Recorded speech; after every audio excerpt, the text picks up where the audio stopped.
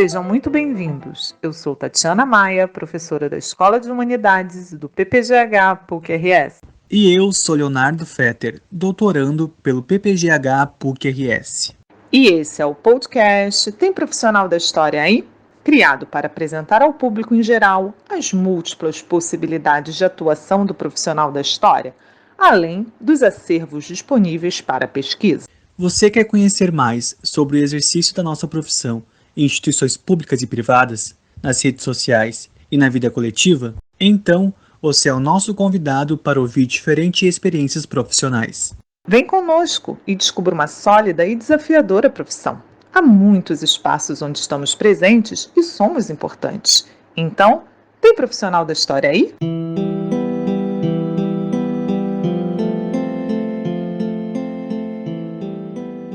O nosso convidado de hoje é o professor Charles Monteiro, professor da Escola de Humanidades e dos programas de pós-graduação em História e programa de pós-graduação em Letras da Pontifícia Universidade Católica do Rio Grande do Sul. Charles é doutor em História pela PUC de São Paulo e tem doutorado em História Cultural e Social da Arte na Universidade de Paris I, Sorbonne. Tem experiência na área de História, com ênfase em História e Imagem, História, Fotografia e Cultura Visual, História e Memória, História e Literatura e História Urbana do Brasil nos séculos XIX e XX. É coordenador do Laboratório de Pesquisa em História da Imagem e do Som do Programa de Pós-Graduação em História da PUC-RS. Charles vem conversar conosco sobre o papel da imagem no ensino e na pesquisa em História, sobre o conceito de cultura visual e das múltiplas possibilidades do uso da imagem na história pública. Muito obrigada, Charles, por participar desse projeto.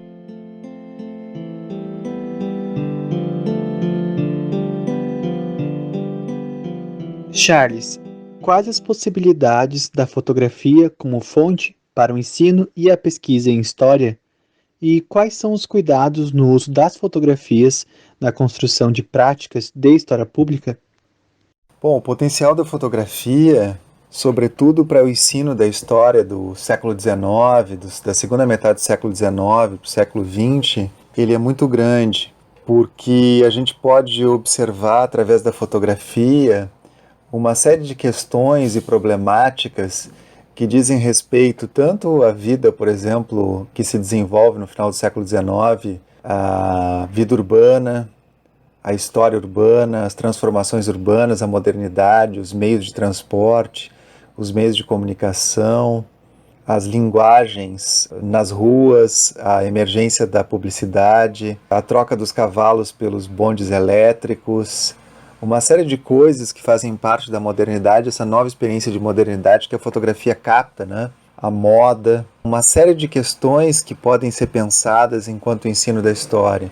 E, sobretudo, a história mais recente, quando a gente pode pensar, por exemplo, na história do Brasil, onde a gente pode problematizar questões sobre as lideranças políticas, sobre as manifestações, o movimento operário, sobre a vida nas fábricas, os grandes momentos da história brasileira, 30, a Revolução de 30, a Revolução de 32, as ditas revoluções de 30 e 32, constitucionalista em São Paulo, né, que a gente tem um conjunto fotográfico, depois documentadas a Segunda Guerra Mundial, depois a Guerra da Coreia, a Guerra do Vietnã, tiveram muito impactos na Guerra Civil Espanhola, tiveram muito impacto em uma produção já do fotojornalismo que é possível utilizar. E para a história brasileira mais recente também a questão da ditadura, né? A ditadura civil-militar, as manifestações, algumas pró, a maioria delas contra, de estudantes, de trabalhadores, de artistas, a luta contra a censura, as mobilizações, a repressão policial, depois o processo de abertura, as greves do ABC, a luta pela anistia, a constituição dos novos partidos políticos a partir da lei, né, do fim do bipartidarismo, essas novas lideranças surgindo, uma série de questões que se apresentam aí para o ensino da história. E para a pesquisa da história, igualmente, né? Entender a questão da visualidade que se constrói a partir da fotografia, por exemplo, sobre a questão dos diferentes grupos sociais brasileiros. O que a gente tem, em geral, no século XIX, início do XX, são as elites sendo retratadas, tanto em retratos como em encontros familiares, quanto nas ruas ou em congressos, reuniões de médicos, advogados, clubes, etc. e tal. E a representação dos outros grupos sociais, e mesmo questões de gênero ligadas à representação fotográfica do homem, da mulher, e também os outros grupos, como os indígenas praticamente ausentes, representados no 19 como exóticos, né, às vezes dentro de ateliês fotográficos com cenários. A mesma coisa dos homens e mulheres negras, que são representadas às vezes como galerias exóticas para ser vendidos para visitantes estrangeiros. Mas apesar disso a gente tem uma documentação, as fotografias sobre as fazendas, o cultivo do café e etc. e tal, que permite pensar sobre a representação visual de cada um desses grupos.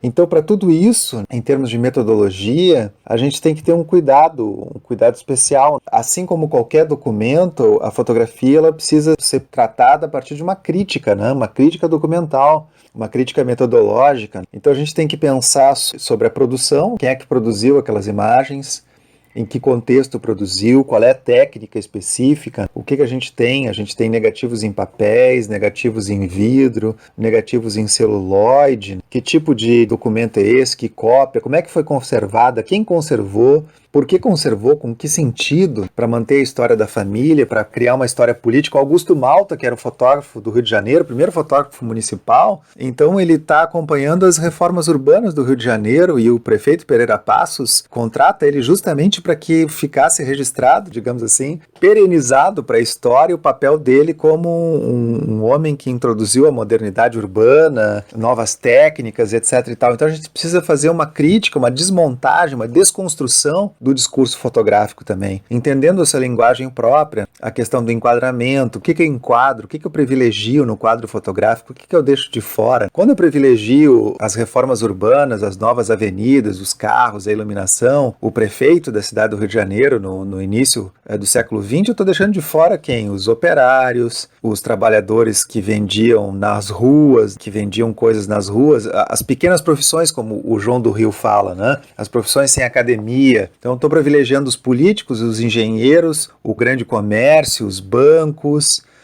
Esse processo estou deixando de fora de outro. Então, a gente tem que fazer uma crítica e entender também o percurso dessas imagens. A que coleções elas pertencem, que coleção, que arquivo é esse. Também colocá-la em diálogo com outras coleções, porque quando a gente olha essas imagens, por exemplo, sobre a política, reformas urbanas no início do século XX, no Brasil, no Rio de Janeiro, depois a gente pode colocá-las para conversarem tanto com as imagens de outras capitais brasileiras, que seguem o exemplo do Rio de Janeiro, quanto com processos anteriores que aconteceram na França, né, em Paris, na Inglaterra, nos Estados Unidos, as novas técnicas, essas implementações, porque o discurso é semelhante. Da mesma forma com que o Estado começa a utilizar a fotografia no final do século XIX para separar as classes trabalhadoras, as ditas classes trabalhadoras das classes perigosas, para definir quem são os criminosos, assassinos, os perigosos, e aí também os operários grevistas, as prostitutas, os desviantes, os anarquistas, etc. e tal. Ele utiliza a fotografia, e essa fotografia vai constituir acervos de retratos, que são diferentes dos retratos burgueses, porque são de frente e de perfil, tem um código, tem um padrão diferente, mas é aquela ideia de separar e poder identificar o criminoso ou o indivíduo perigoso dentro de uma sociedade urbana que estava crescendo.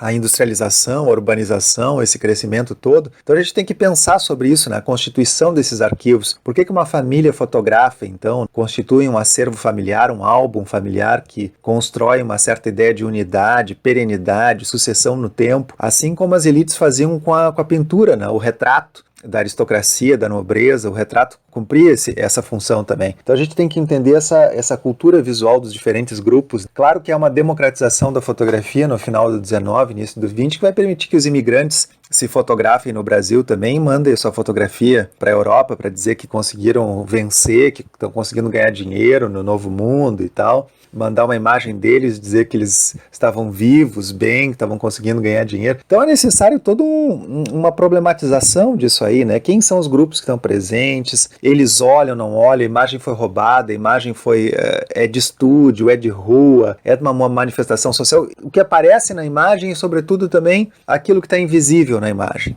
aquilo que ficou de fora do recorte fotográfico, do enquadramento. Todas essas coisas são importantes para compreender a fotografia, né? Para fazer essa pesquisa com a fotografia e tratá-la como uma fonte junto às outras fontes. E sobre a questão da fotografia, enquanto construção de uma história pública, a gente pode pensar nesses dois casos. A gente pode pensar nessa história pública para pensar uma história da cidade, os grupos que constroem a cidade, não só os dirigentes, os prefeitos, os vereadores, essas pessoas que fazem parte da grande política, mas para também pensar os outros grupos, onde habita a população negra, onde habita as classes populares, os trabalhadores, todos esses grupos que fazem parte da cidade e que estabelecem, digamos assim, uma ocupação espacial diferente. E isso pode ser tomado depois para percursos, caminhadas pela cidade, a partir da problematização desses registros fotográficos e pensar nesses percursos, lugares, o lugar de cada um, como falava a Raquel Ronick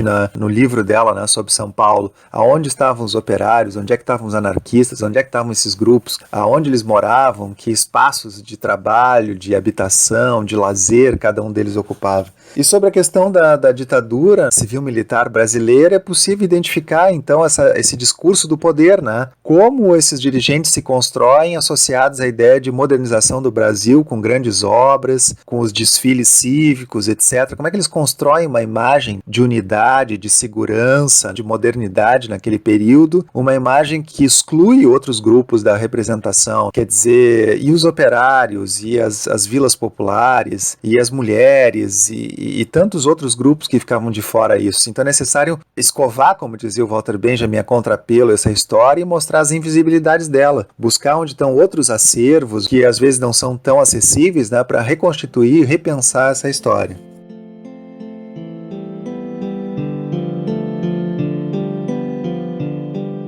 Você trabalha com o conceito de cultura visual. Poderia nos falar mais sobre esse conceito? Qual a importância das imagens no mundo contemporâneo? Então eu trabalho com a fotografia e ao longo da minha trajetória de pesquisador com a fotografia, eu fui me dando conta que a fotografia dialogava com outras imagens, que o fotojornalismo, a fotografia documental, a fotografia artística, a publicidade, o cinema, depois a televisão, os outdoors na rua e uma série de outras imagens configuravam uma experiência visual. Essa experiência visual, os estudos visuais e sobre cultura visual, a partir dos anos 80, começa a se desenvolver na Inglaterra, nos Estados Unidos e também no Brasil, na virada do século XX para os anos 2000, né? E essas pesquisas elas vão trabalhar justamente com a dimensão visual da história. Como é possível pensar através de um documento específico, como a fotografia, como o cinema, como a televisão, como os quadrinhos, como o telejornalismo ou o cinema de propaganda e etc e tal, sobre a história. Como é que a gente pode pensar a atuação dos grupos sociais, os conflitos, as tensões, as dinâmicas, a formação do consenso, a organização do discurso,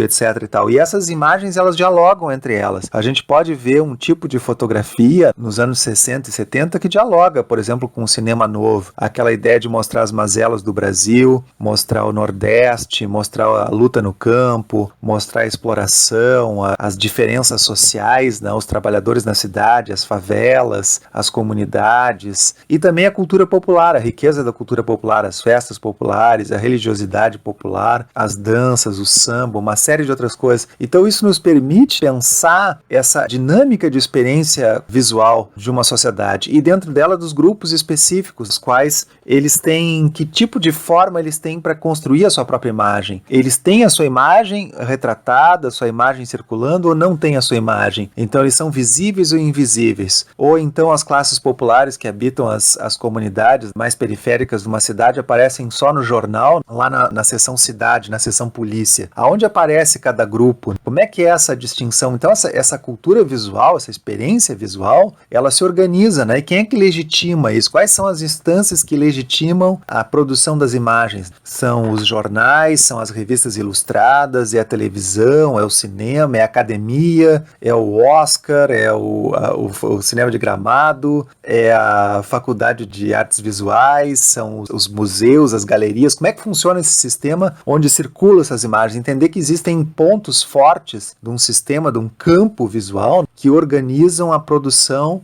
e a circulação das imagens. Isso é importante entender nessa concepção de cultura visual. E aí as questões mais atuais, né? Questões de gênero, como é que estão representados diferentes gêneros, o homem, a mulher, o homoafetivo, lésbicas, travestis, transexuais e etc. E como é que se construiu a visibilidade de cada uma delas, a cultura visual, e como é que isso vai se diversificando, como é que vai se incluir grupos novos, por exemplo, nas novelas da Globo, a partir dos anos 80, outros grupos homoafetivos, trans e outras coisas que apareceram nos anos 2000, né? Isso é uma questão da cultura visual que é bastante importante. E atualmente a questão das redes sociais, as imagens que circulam rapidamente pelo mundo inteiro, o Facebook, o Instagram, o TikTok, etc., que constituem uma determinada cultura visual, muitas vezes bastante efêmera, num fluxo constante, que para o intérprete, aquele que trabalha com cultura visual, é necessário um outro tempo, né? É necessário recortar, é necessário arquivar essas imagens e pensar, né? A partir de um problema, a questão das migrações, a questão das manifestações, né? Dos diferentes grupos, das ditas minorias, a busca de visibilidade e uma série de outras coisas. Então essa questão é muito importante e fica para a historiografia do futuro.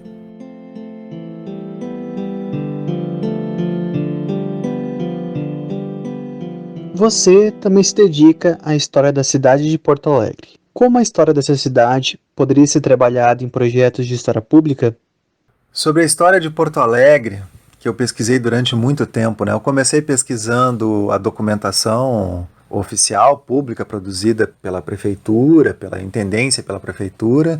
Depois eu pesquisei os jornais. A partir daí eu pesquisei as revistas ilustradas, começaram a aparecer muitas fotografias, e depois os álbuns comemorativos e etc. Entendi que a historiografia, né, a forma como se constituía a história de Porto Alegre, existia um discurso textual e um discurso imagético. E nesse sentido eu comecei, num determinado momento da minha trajetória de pesquisa sobre história urbana, a pensar sobre essa dimensão visual da história urbana, como ela era utilizada no sentido de legitimar, digamos assim, os grandes projetos de modernização urbana, as aberturas de avenidas, os realocamentos de populações nos anos 60, de regiões centrais, a transferência de pessoas para as periferias, grandes projetos que aconteceram nos anos 60 no Brasil, liberando áreas para especulação imobiliária, financeira, mas o que já aconteceu desde as reformas da virada do século. E a partir daí, esse confronto dessas imagens pode nos pensar sobre essa trajetória dos grupos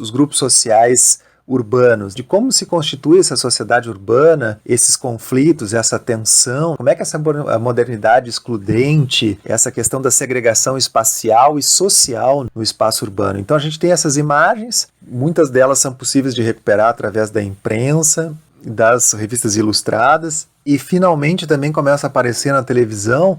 E isso pode nos ajudar em exposições que a gente pode fazer. Eu faço palestras no Museu de Porto Alegre, em outros lugares, mas também exposições onde a gente tematiza esse tema.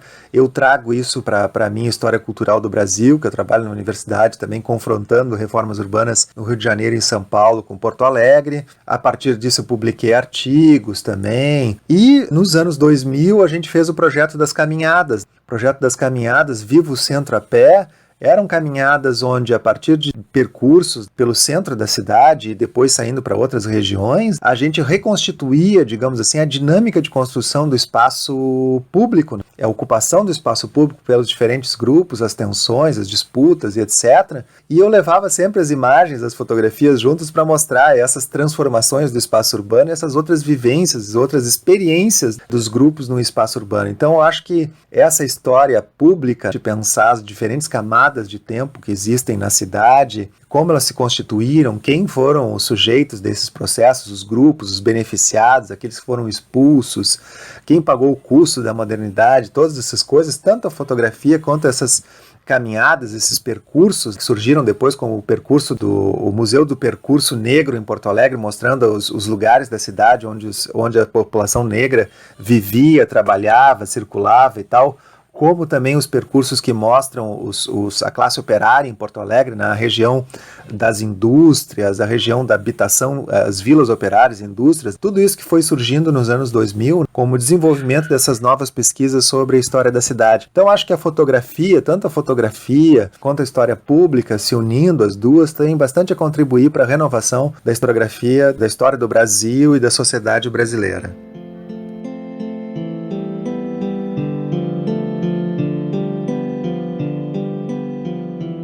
Mais uma vez, Charles, muito obrigada por participar deste projeto. E para todas e todos que nos acompanham, esperamos que tenham gostado dessa entrevista. Convidamos vocês para nos seguir no Facebook, no Twitter e no Instagram. Participem, comentem as entrevistas e sugiram temas. Será um prazer dialogar com vocês e construir esse projeto coletivamente. A música que inicia esse podcast é Atraente, composição de Chiquinha Gonzaga, de 1877. Fiquem bem e até o próximo episódio.